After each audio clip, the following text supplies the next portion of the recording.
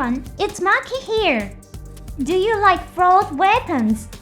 This is a common theme in robot anime. These machines often have incredible performance capabilities, but serious defect. Today, we are going to take a look at a mobile suit from Mercury, the Gundam CALIBARN. This is the Gundam that the protagonist Select Mercury piloted during the final battle. Among Japanese fans, it is sometimes jokingly referred to as the Zuda of a new era. The Zuda is a mobile suit that appeared in the Universal Century series and MERCURY. It's also a mobile suit burdened with a major defect. If its engine exceeds a certain output level, the machine becomes uncontrollable and its frame can no longer withstand the generated speed and power, eventually causing it to explode. Similarly, the Gundam CALIBARN is a mobile suit that puts its pilot's life in danger. Let's explore the secrets of this Gundam together. If you'd like to support my channel, please consider joining the membership for just 99 cents per month. As a thank you, you'll receive a name badge and exclusive comment stamps.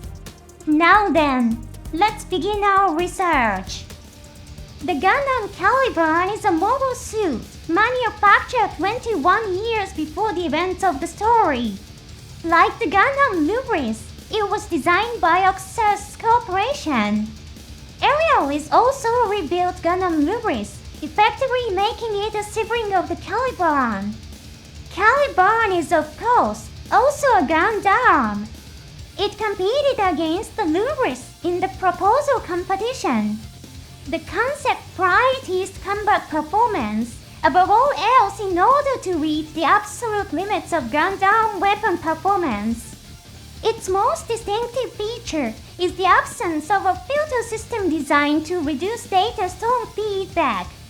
As I discussed in the episode about Ariel, mobile suits that usually permit technology generate a phenomenon known as a data storm when pushed to achieve higher performance.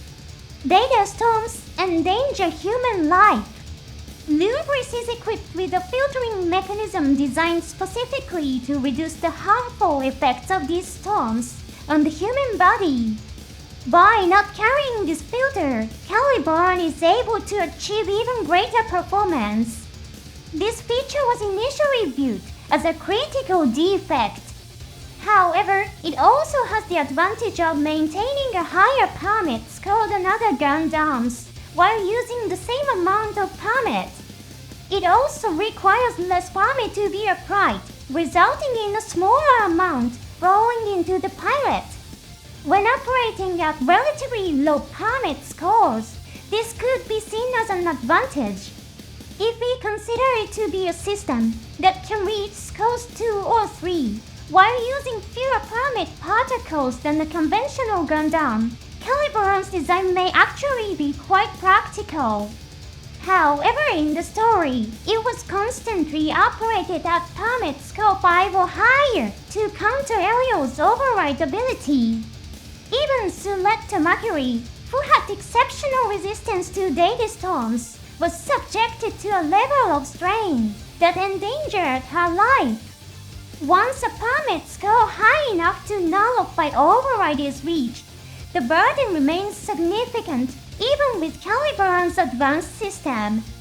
As a result, the danger posed by CALIBARN became a major issue during the proposal competition. Ultimately, CALIBARN lost to Lubris. All its research records were erased, and the machine itself was placed under strict seal. It seemed as though CALIBARN would simply disappear into the depths of history. However, when the Bannetis Institute was attacked by the Space Parliament Alliance, the League secretly recovered CALIBARN. Then, 21 years later, Select finally broke its seal.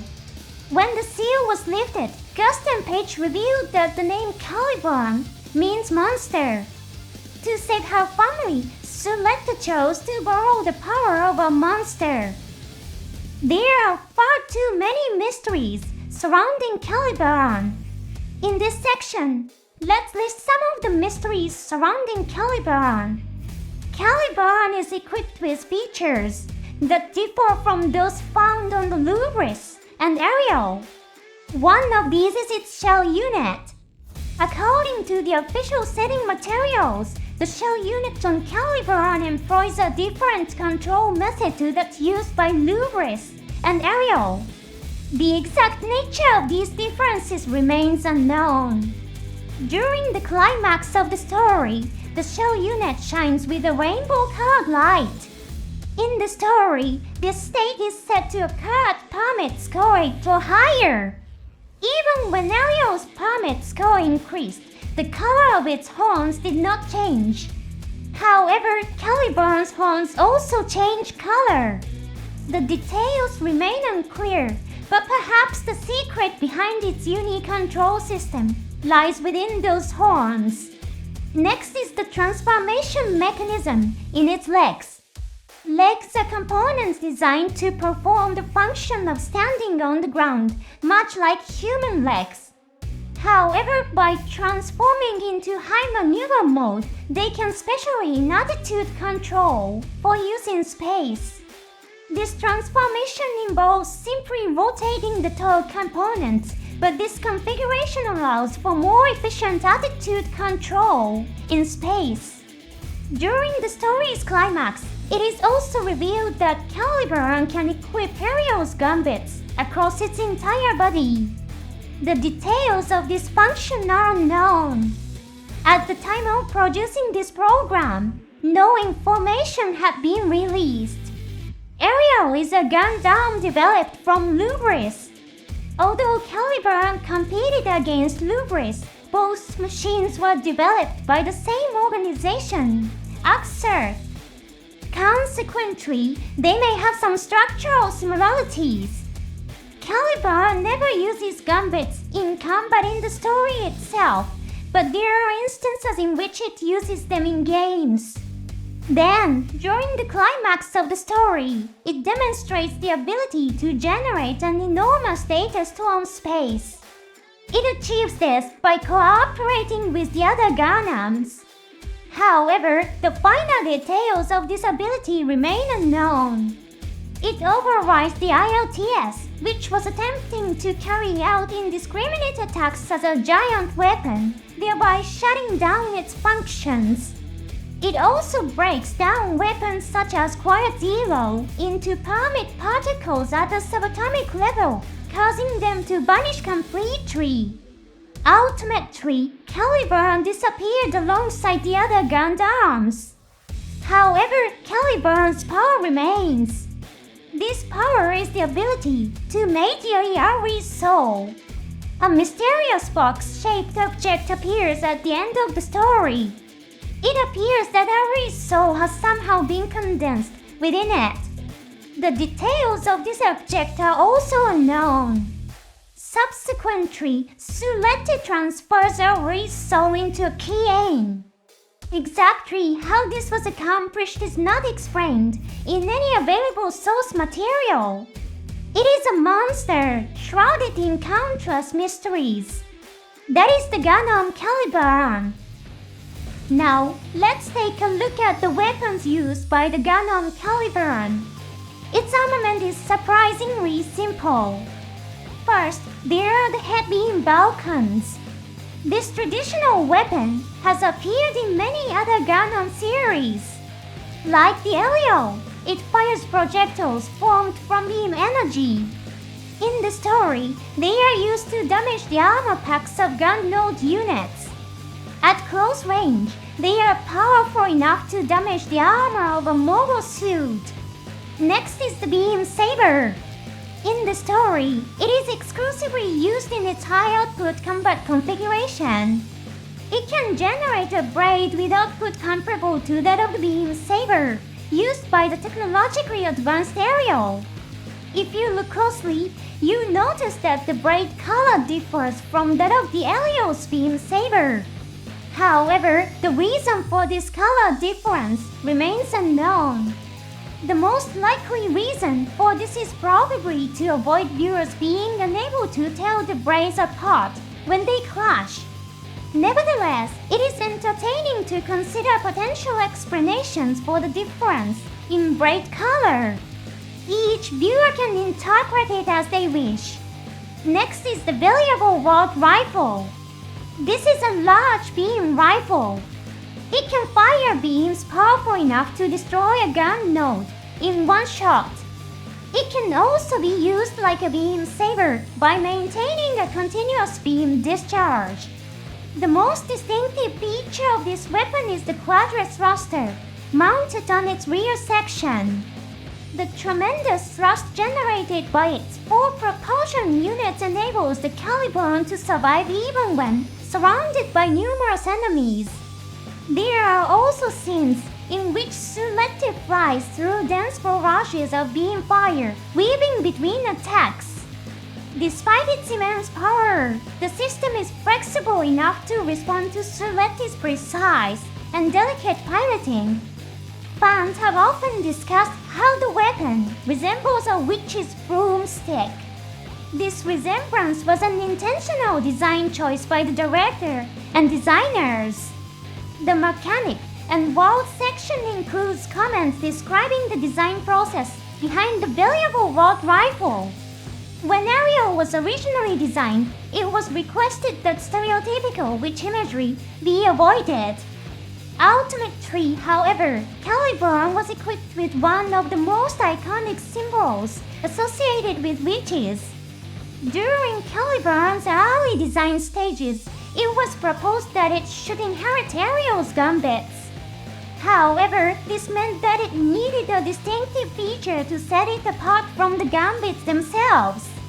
Several weapon concepts were considered, and the variable rod rifle was ultimately selected.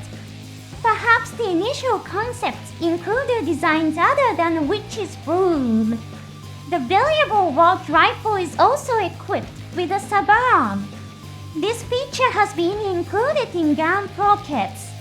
While it may initially appear to be an idea created specifically for the model kits, the subarm actually has an official setting behind it. It is designed to support the use of the variable rod rifle in environments with gravity.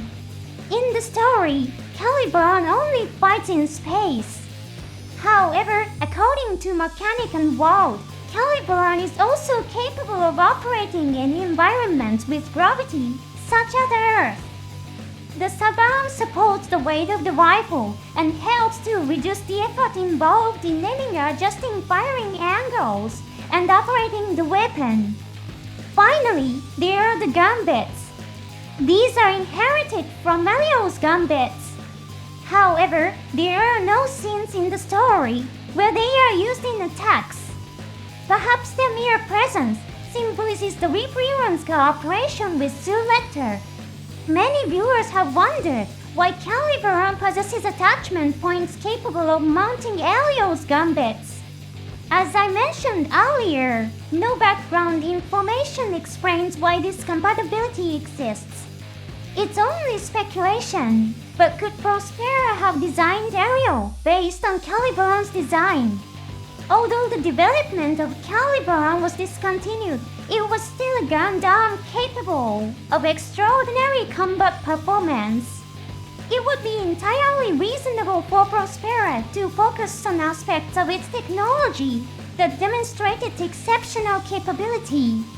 However, the truth remains unknown.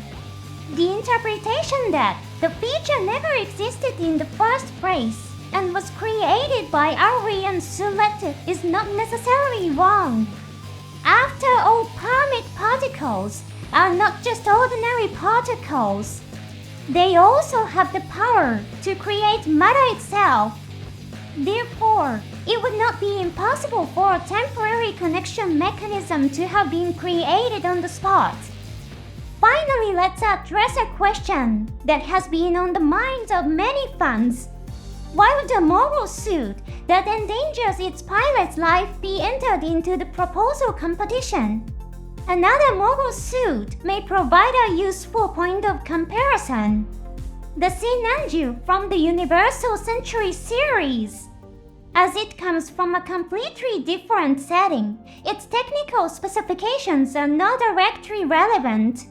However, the Sinanju's operational philosophy may offer some insight.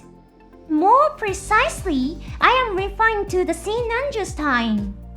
After being stolen by Neo Zeon, its exterior armor was replaced, eventually becoming the Sinanju.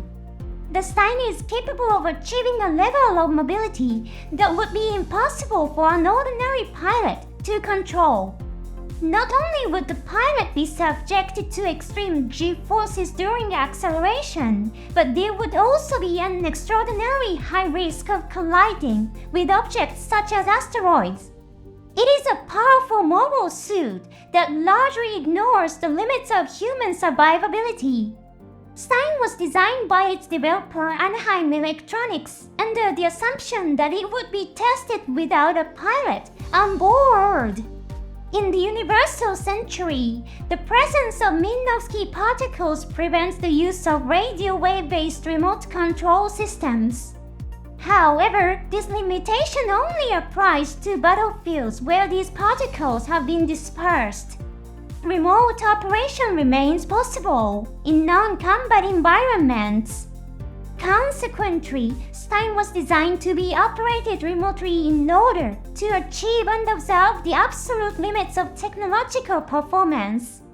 In the story, however, it ends up being piloted by the mysterious Full Frontal.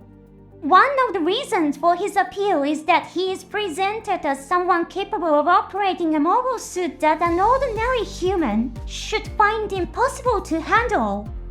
Could CALIBARN have been designed for a similar purpose? Perhaps it was never intended to be operated by a pilot at all. Maybe it was developed solely to reach and measure the technological limits of the Gundam system.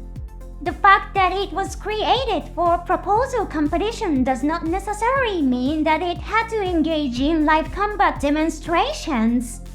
Of course, this is merely my own interpretation and speculation. It's entirely possible that a future spin-off story could reveal that many pilots lost their lives testing CALIBARN. Why not take on the mystery yourself? Why was a fraud weapon like CALIBARN designed for the competition in the first place? I'd love to hear your thoughts as well. That concludes today's research. Thank you very much for watching all the way to the end. I'll see you again in the next episode.